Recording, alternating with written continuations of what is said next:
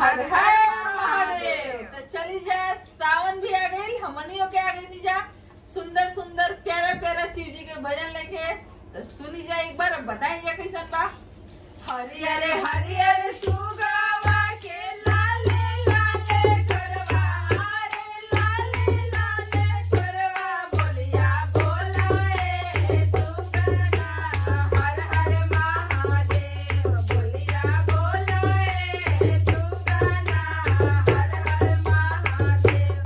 कोठावा पा बोला है कोठारिया पा बोला, बोलिया बोलाए सुगना हर हर महादेव, बोलिया बोलाए सुगना हर हर महादेव।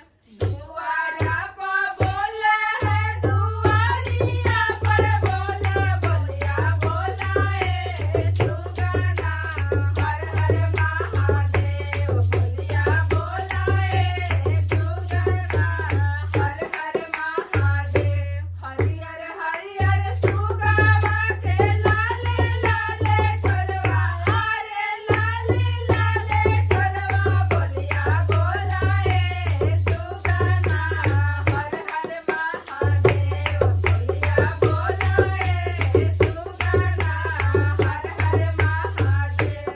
बगिया में बोले है बगीचा में बोले, बोलिया बोलाए सुगना हर हर महादेव, बोलिया बोलाए सुगना हर हर महादेव।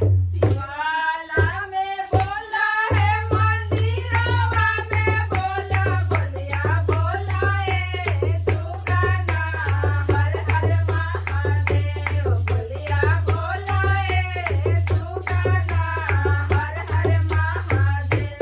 हरियर हरियर सुगावा के लाले लाले ठोरवा, हरे लाले लाले ठोरवा, बोलिया बोलाए सुगना हर हर महादेव, बोलिया बोलाए सुगना हर हर महादेव।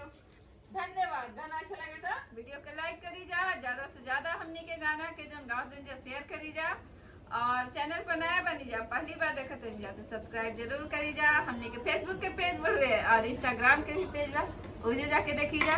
लेकिन लॉन्ग गाना वालों के हमनी के यूट्यूब पर हिंदी में। धन्यवाद।